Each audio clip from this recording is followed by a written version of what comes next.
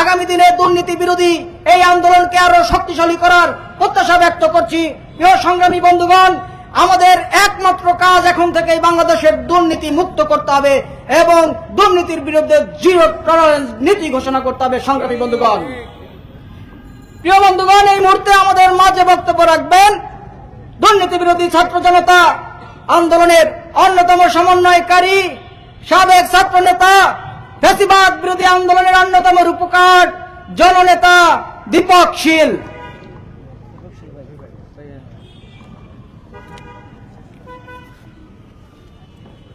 সংগ্রামী বন্ধুগণ, দুর্নীতির বিরুদ্ধে ছাত্র জনতার ব্যানারে উপস্থিত সকলকে আমি শুভেচ্ছা জানাচ্ছি। সংগ্রামী বন্ধুগণ, আমরা এইরকম একটা প্রোগ্রাম করতে হবে, তাও আমাদের সহযোদ্ধা আসিফ মাহমুদ এবং মাহবুজের বিরুদ্ধে, তা আমরা কোনোদিন স্বপ্নেও দেখি নাই। আজকে আমরা বাধ্য হয়েছি 17 মাসের তাদের কর্মকাণ্ড দেখে বাধ্য হয়েছি এইরকম একটা প্রোগ্রামের আয়োজন করা। আপনারা জানেন 5ই আগস্ট স্বৈরাচারী শেখ হাসিনা সরকারের পতনের পর আমরা নতুন আশা, নতুন উদ্দীপনা নিয়ে বাংলাদেশকে সাজাবো, মুক্তিযুদ্ধের ভিত্তিতে, চেতনার ভিত্তিতে আমরা সাজাবো, সেই পরিকল্পনা করেছিলাম। আমরা মনে করেছিলাম এই 54 বছরে যারা ক্ষমতা এসেছে তারা দেশকে ধ্বংস করেছে, চেতনা বিক্রি করেছে। আমরা মনে করেছিলাম, আর নাহিদ আসিফরা বলেছিল নতুন বন্দোবস্ত করবে। আমরা দেখলাম কি সময় এসে নতুন বন্দোবস্ত আসলে বলতে কি বুঝায় আমরা জানি না। আমরা বলবো, আমরা যারা তৎকালীন সময় শেখ হাসিনার বিরুদ্ধে লড়াই করে হামলা মামলার শিকার হয়েছি, সেই সময়কালে আমাদের নেতৃত্বকে সাথে প্রতারণা করেছে আসিফ মাহমুদ, নাহিদ ইসলাম এবং মাহবুজ আলম। তারা ওই আন্দোলনের সাথে প্রতারণা করেছে। আমরা চেয়েছিলাম কি একটি বৈষম্যহীন সমাজ। বৈষম্যহীন সমাজ মানে কি? যেখানে সকলের সমান অধিকার থাকবে, খাদ্য, বস্ত্র, বাসস্থান সহ মৌলিক চাহিদা ভোগ করতে পারবে, রাষ্ট্র নিশ্চয়তা দিবে। আমরা ওই রকম একটা সমাজ চেয়েছিলাম। কিন্তু আমরা 17 মাস পরে এসে দেখলাম কি, যারা এই ক্ষমতায় যায়, যে যায় মক্কায় সে হয় হাজি, একটা কথা আছে না? তাই এই হলো যে অবস্থা। আজকে 17 মাস হয়েছে। আমি স্পষ্টভাবে বলতে চাই, আপনারা প্রশ্ন করতে পারেন আপনারা কেন দুর্নীতি দমন কমিশনার সামনে দাঁড়িয়েছেন। আমি বলবো, দুর্নীতি দমন কমিশনার সামনে দাঁড়িয়েছিলাম, আমরা মনে করেছিলাম দুর্নীতি দমন কমিশন হবে একটি স্বতন্ত্র প্রতিষ্ঠান, যার উপর সরকারের কোনো নগ্ন হস্তক্ষেপ থাকবে না। আমরা সেটা মনে করেছিলাম। কিন্তু আজকে 17 মাস পর এসেও আমরা দেখলাম দুর্নীতি দমন কমিশনার নিশ্চুপ অবস্থায় রয়েছে, কাঠের পুতুল হয়ে রয়েছে সরকারের। কারণ এতগুলো অভিযোগ, এত অভিযোগ। আমরা যদি দেখি, নাহিদ ইসলামের কথাই ধরেন না, সে তো নতুন দল করেছে, তার ব্যাংকের অ্যাকাউন্টে কয় টাকা দিয়েছে দেখিয়েছিল যখন সে বিদায় নিয়েছিল, আপনাদের মনে আছে না? আপনারা সাংবাদিক যারা, তারাই তো নিউজ করেছিলেন 10,000 টাকা ছিল।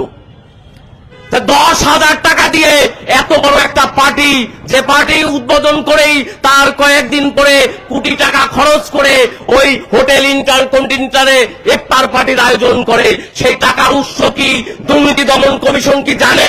আমি স্পষ্টভাবে বলতে চাই, আমরা মনে করলাম ওটা কিংস পার্টি, কিন্তু কিংস পার্টি হলেও টাকার উৎস তো আসলেই জানতে হবে দুর্নীতি দমন কমিশনারকে।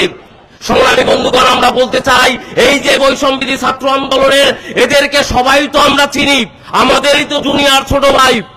আমরা যখন ছাত্র আন্দোলনের নেতৃত্ব দিয়েছি তখন তো তারাও ছিল, তারা যদিও জুনিয়র ছিল, কিন্তু সকলকে তো আমি চিনি।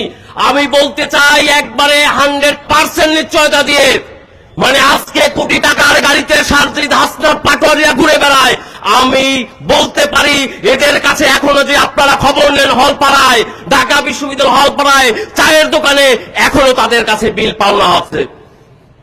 আর আজকে তারা কোটিপতি। তাহলে দুর্নীতি দমন কমিশনার আসলে কাজ কি আমি স্পষ্টভাবে জিজ্ঞেস করতে চাই। তাহলে এরকম দুর্নীতি দমন কমিশনের প্রতিষ্ঠান তো আমাদের দরকার নাই। সংগ্রামী বন্ধুগণ, আমরা বলতে চাই, এখন আসি মাহবুজ আসিফের ব্যাপারে। আপনারা জানেন দীর্ঘদিন আগে থেকেই আসিফের দপ্তর একটি দুর্নীতির দপ্তরে পরিণত হয়েছিল। যখন মোয়াজ্জেম তার এপিএস ছিল, এপিএস কি তা তো আপনারা সবাই জানেন, রাজনৈতিক পিএস। এই মোয়াজ্জেম যখন ছিল, কি সিন্ডিকেট গড়ে তুলেছে আপনারা সবাই জানেন।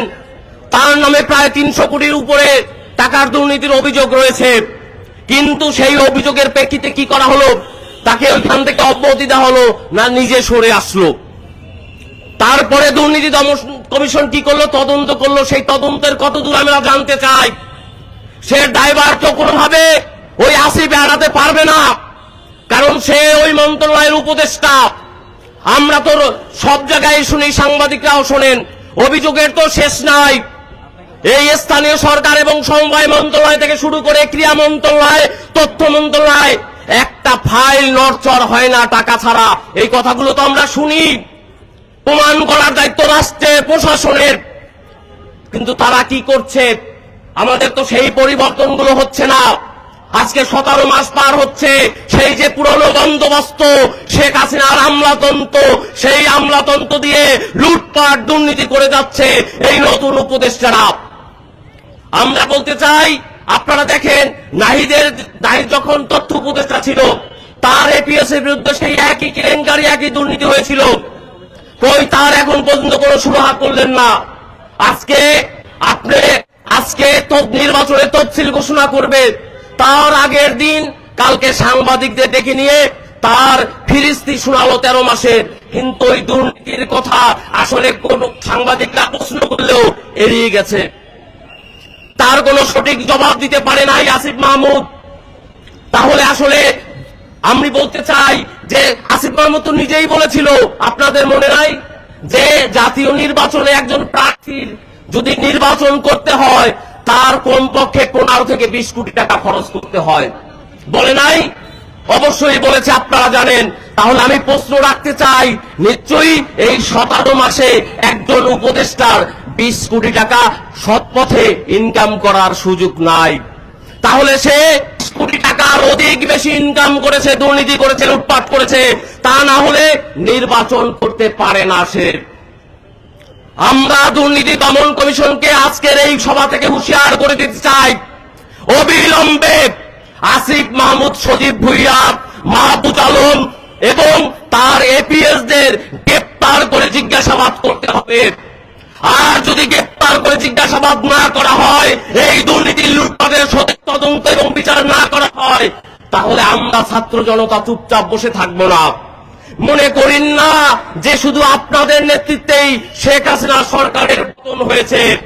এই স্বৈরাচার সরকারের পতনের জন্য আমরা দীর্ঘদিন লড়াই করেছি, 1 যুগের অধিক সেই করেছি। মামলা খেয়েছি এই ছাত্রলীগ, যুবলীগ,